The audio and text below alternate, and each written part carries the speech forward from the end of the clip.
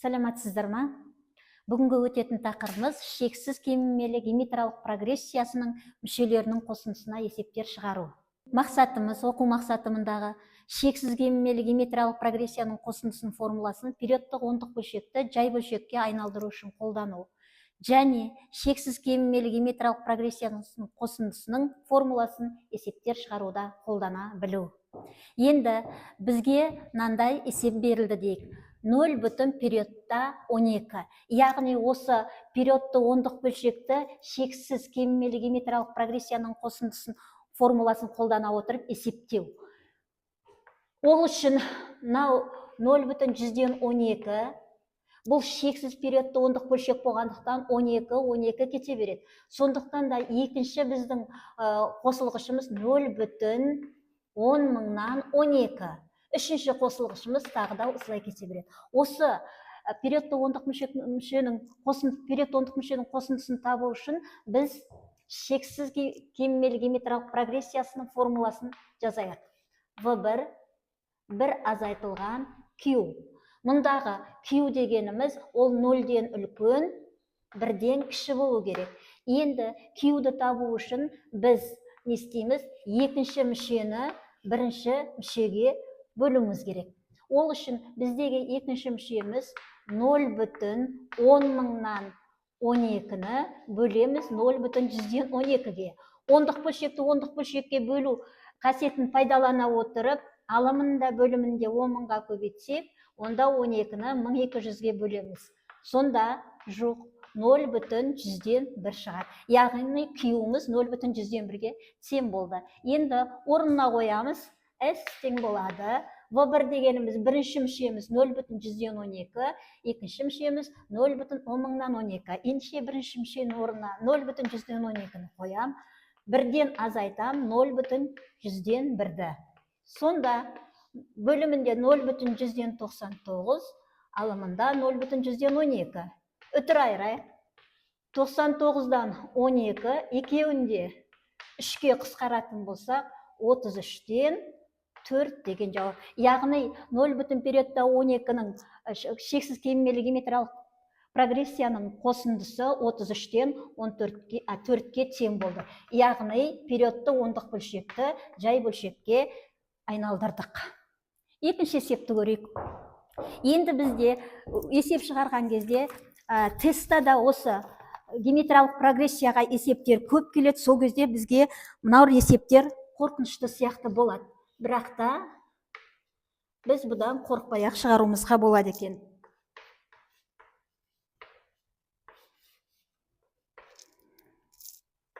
Үштен 2 и түбірасында 3-тен 2. Қосу. Шексіз кемімелі геометриялық прогрессия. Осының бірінші мүшесі түбірасында 2-ден 3 болса, екінші мүшеміз түбірасында 3-тен 2.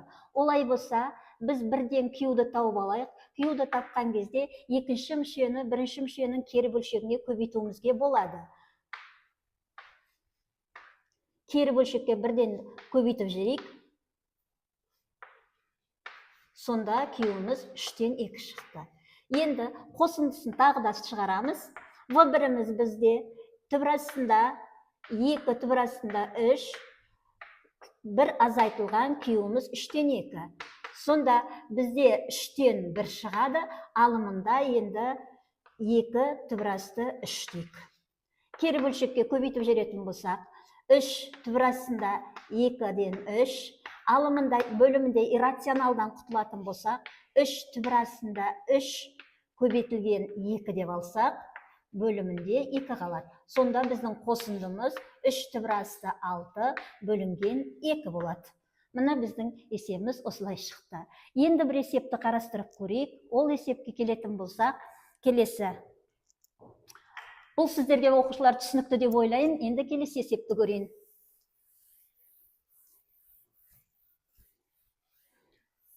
Бұл тестте көп қолданылатын есептердің бірі.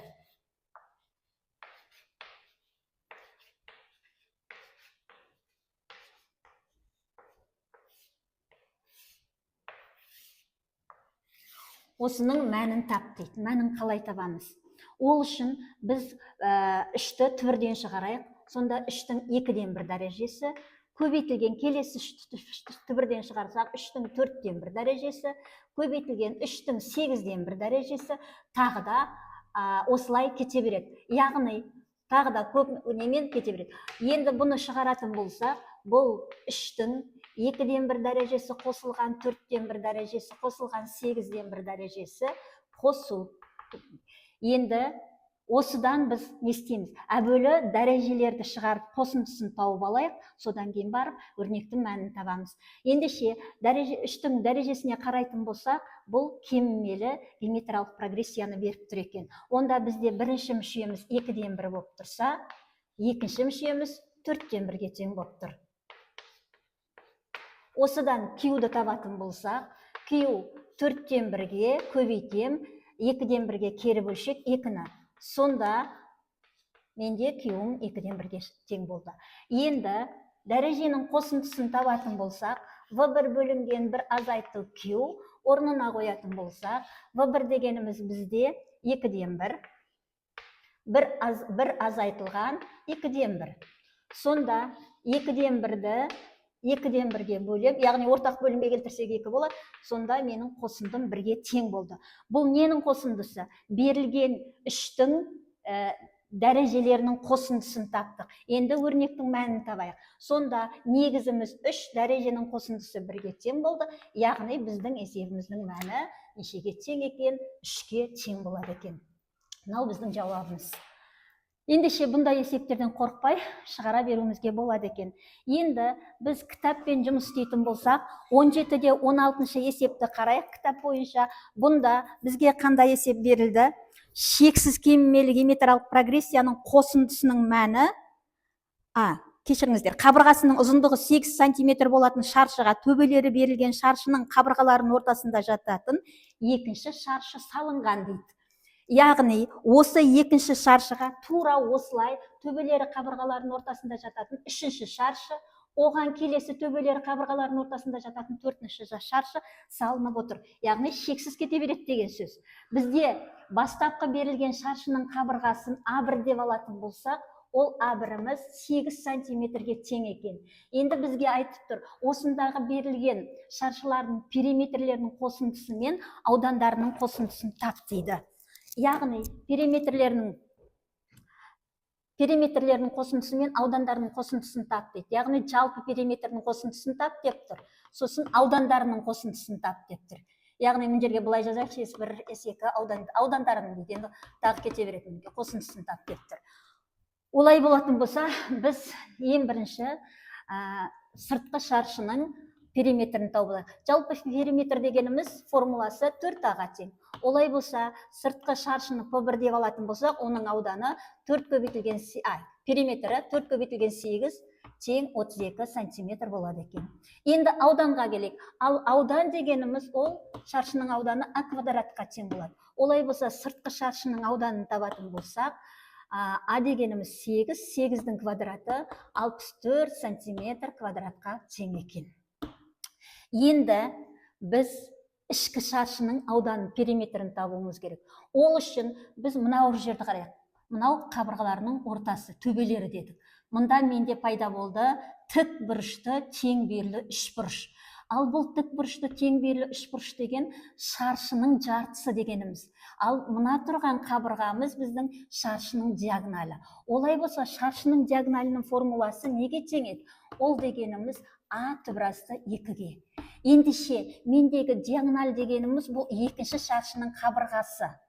Онда оның қабырғасы А дегеніміз бізде мынау шаршының қабырғасы 4 сантиметр болса, мынау жерім менде неше сантиметр болады? 8-ді 2-ге бөлем, 4-ке тең. Сонда 4 түбірасты 2-ге тең болды. Екінші шаршының қабырғасы 4 түбірасты 2-ге тең болды.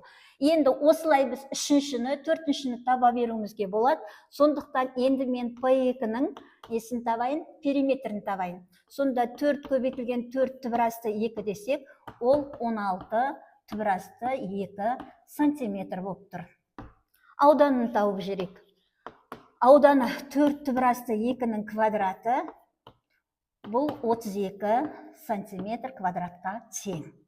Енді бізге осылай ары қарай ішкі шаршыларды да табуымызға болады. Оның бізге бірінші мүше белгілі, геометриялық прогрессияның екінші мүшесі белгілі. Ендеше біз несін табуымызға болады? Q-ді табуымызға болады. Периметрге байланысты Q-ді табайық. Q дегеніміз, балалар, ол дегеніміз P2-нің P1-ге қатынасы. Олай болса, 16 түбірасты 2-ні бөліп тастайын. Q1 деп алайықшы бүйтіп. 16 түбірасты 2-ні бөлемін 32-ге. Сонда 2 түбірасты 2-ге тең екен. Q1-ді таптық. Енді периметрдің қосындысын тауып жүрейік. Периметрдің қосындысын, периметрді белгілеп қояйын. V1 дегеніміз бізде, P1-іміз нешеге тең болды? 32-ге тең. V1-іміз 32-ге тең екен. Бір азайтылған біздегі Q1-іміз 2 түбірасты 2-ге тең. Онда бөлімінде 2 азайтылған түбірасты 2, алымында 32. Мына жерде ортақ бөлімі 2-ден болады. Сонда бізде шығады бүтінді бөлшекке бөлгенде кері бөлшекке көбейтем. 32-ні 2-ге көбейтем, 64 бөлімінде 2 түбірасты 2-ге тең. Енді осы қалпы қалдыруға болады. Бұл жерде кешіріңіздер, балалар, мен периметрін тауып отырып, мына жерге. Енді жақсы. Бұны түйіндесіне көбейтіп жүретін болсақ, алымында бөлімінде түйіндесі 2 плюс түбірасты 2-ге көбейтем. Сонда 4-4-тен 2-ні алсам 2, алымында 64 жақша ішінде 2 плюс түбірасты 2 болады. Қысқартып жүрейік. Сонда бізде шығады 32, 2 плюс түбірасты 2. Біз нені таптық? Мынау шаршыға сызылған периметрдің қосындысын таптық. Енді ауданның қосындысын тауып көрейік. Бұл жерде бізде қараңыздар, V1 дегеніміз енді бізде тұр. V1-іміз бізде S1 64 сантиметрге 64-ге тең. V2 дегеніміз болады бізде 32 сантиметр. Осыдан біз Q-ді табамыз. Q дегеніміз 32-ні бөлем 64-ге. Сонда екеуі де қысқарады, 32-ге 2-ден 1 шықты. Енді ауданның формуласын табайық, қосындысы. S шаршының аудандарының қосындысы. V1 дегенім 64, 1 азайтылған 2-ден 1. Ортақ бөлімі 2 болғандықтан 2-ден 1-ден 64. 64-ті бөлшекке бөлгенде кері бөлшекке көбейтем, 64-ті 2-ге көбейтем. Сонда 128 сантиметр квадрат шығады екен. Ендеше біздің жауабымыз периметрлерінің қосындысы бізде шықты. Мұн жерде балалар кешіресіздер, мен қысқартқан кезде екі сыртқы түбір жазып қойыппын ғой. Мына жерде жақша дегенге сыртқы түбір жазып қойыппыз, кешіресіздер. Жақшаның орнына. Сонда бізде шығады 32, 2 плюс түбірасты 2 сантиметр және 128 сантиметр квадрат. Келесі есепті көрейік. Келесі есебіміз 17-де 21-ші есеп. Тағда кітаппен. Қабырғасының ұзындығы 16 сантиметр болатын тең қабырғалы үшбұрышқа дөңгелек іштей салынған. Және осы дөңгелекке үшбұрыш іштей салынған. Ал үшбұрышқа дөңгелек іштей салынған дейді. Тағы сол сияқты. Іштей салынған дөңгелектердің аудандарының қосындысының мәнін табыңыздар дейді. Ендеше бізде не беріліп тұр? Тең қабырғалы үшбұрыш. Осыған іштей дөңгелек салыныпты. Ол дөңгелекке тағы да іштей тең қабырғалы үшбұрыш қабырғалардың ортасы болатын. Оған іштей дөңгелек. Осылай шексіз кеміп келе жатыр. Бізге берілген тең қабырғалы үшбұрыштың енді оның қабырғасы 16 сантиметр екен. Енді осыған іштей сызылған шеңбердің дөңгелектің аудандарының қосындысын тап дейді. Ендеше біз іштей сызылған дөңгелектің ауданы пи r квадратқа тең. Ауданы. Енді келемізді маған r квадратты табуымыз керек. Ендеше тең қабырғалы үшбұрышқа іштей сызылған дөңгелектің радиусы ол болады а түбірасты 3 бөлінген 6-ға. Бұл жердегі а дегенім 16, онда r1 дегенім 16 түбірасты 3 бөлінген 6 деп алсақ, 2-ге қысқартып жерсек, 8 түбірасты 3 бөлінген 3 болады. Мынау сантиметр. біз іштей сызылған шеңбердің дөңгелектің радиусын таптық. Енді осыған іштей сызылған үшбұрыштың қабырғасын табамыз. Қараңыздар, мынау үшбұрыштың орта қабырғаларының ортасы болғандықтан, мына сызығымыз келесі үшбұрыштың қабырғасы, ол сыртқы үшбұрыштың қабырғасының орта сызығы, сыртқы үшбұрыштың орта сызығы болып тұр. Олай болса, ол қабырғаға параллель және жартысына тең болады екен. Онда А2 дегеніміз ол А1-дің жартысына тең болады. А1 дегеніміз 16, 16-ны 2-ге бөлсек, келесі қабырға менде 18. Осылай А3-ті да тауып алуымызға болады. Енді осы үшбұрышқа іштей сызылған дөңгелектің радиусын табайық, шеңбердің радиусын R2 деп алайық. Бұл жерде R2 дегеніміз тағы да А түбір асты 3 бөлінген 6, А дегеніміз бұл жерде 8, 8 түбір асты 3 бөлінген 6, 2-ге қысқартып жіберейік, 4 түбір асты 3 бөлінген 2 сантиметр екен. Сонда бізде В1 дегеніміз 8 түбір асты 3 бөлінген 3 болды, В2 дегеніміз 4, мына жерде 4 түбір асты 3 бөлінген 3-ке тең болды. Осыдан енді Q-ді табамыз. Q дегеніміз 4 түбір асты 3 бөлінген 3-ті В1-ге бөлеміз. Яғни кері бөлшекке көбейтейік. 3, 8 түбір асты 3. Сонда мынау екеуін қысқартсақ 2, мынау екеуін қысқартып жіберейік. Сонда бізде Q-іміз нешеге? 2-ден 1-ге тең болды. Енді қосындысын тауып көрейік.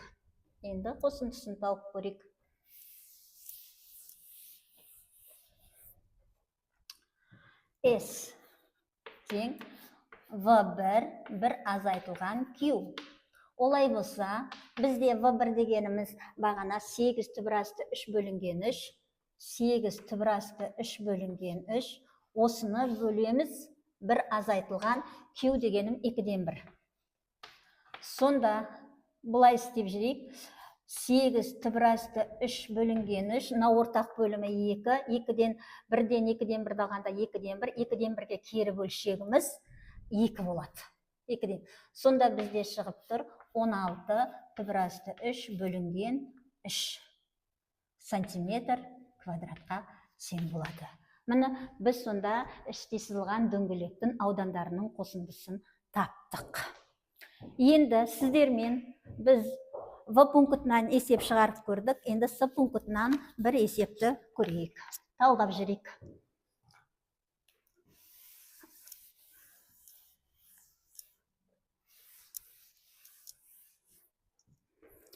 Он жетіде 23 есеп. 17-де 23 есеп. С пунктының есебі. Яғни бедейді бір қосылған x плюс 1-дің x минус 1-ге қатынасы, қосу жақшада x плюс 1-дің x минус 1-ге қатынасының квадраты, плюс x плюс 1 x минус 1-ге қатынасының кубы. Қосу.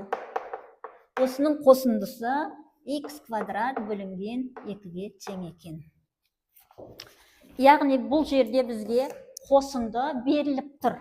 Олай болса біздің S дегеніміз неге тең болады? X квадрат бөлінген 2-ге тең екен.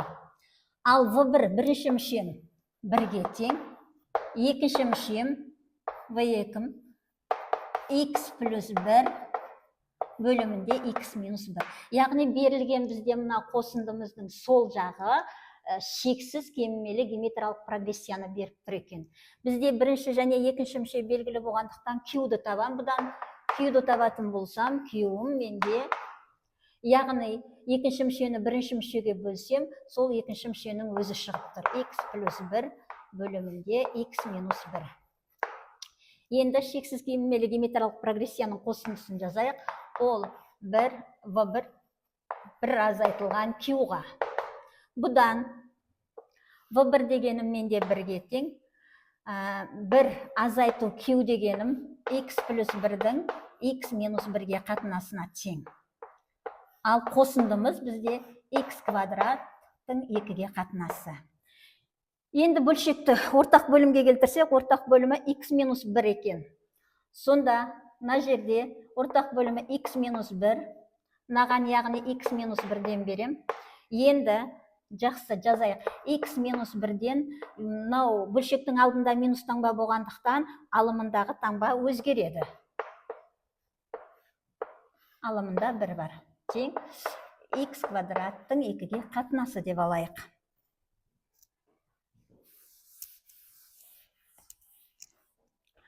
Ары қарай кеттік. Мына жерде x-тар жойылып кетеді. Бүтінді бөлшекке бөлгенде кері бөлшекке көбейте салуыма болады. Яғни алымында x минус 1 болса, бөлімінде минус 1-ге минус 1-ді қосса, минус 2 болады. Осымыз бізде x квадраттың 2-ге қатынасы. Сонда менде 2x квадрат, мына жерде тең 2x минус 1-ге. Немесе мына жерден бірден балалар 2-ге қысқартып жіберуге болатын еді, көбейтіп жіберуге болатын еді. Олай да шығаруымызға болатын еді. Мына жерде 2 болады. Сондықтан бізде минус, жақсы, 2-ге бөліп жіберетін болсақ, минус 2-ге бөліп жіберейік. Сонда бізде шығады минус x плюс 1. Енді жинақтайық. X квадрат плюс x минус 1 тең квадрат теңдеу шықты. Енді дискриминанттың формуласымен бізде екінші v1-іміз мына жерде тұрған v-міз 1-ге тең, 1-дің квадраты 1-ге тең. Формулада азайту бар, мына азайтумен плюс болады. Сонда 4-ті 1-ге көбейтетін болсақ 4, яғни 5 шықты. Енді x1, x2-ні табатын болсақ, бұл жерде кері екінші мүшеге кері мүшеміз минус 1-ге тең, плюс минус түбірасты 5 бөлінген 2. Осыдан біздің жауабымыз минус 1, минус түбірасты 5 бөлінген 2.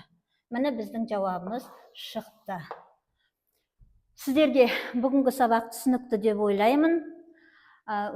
Болашақта қолдана жатасыздар деп айтамыз. Жақсы тыңдағандарыңызға сау болыңыздар.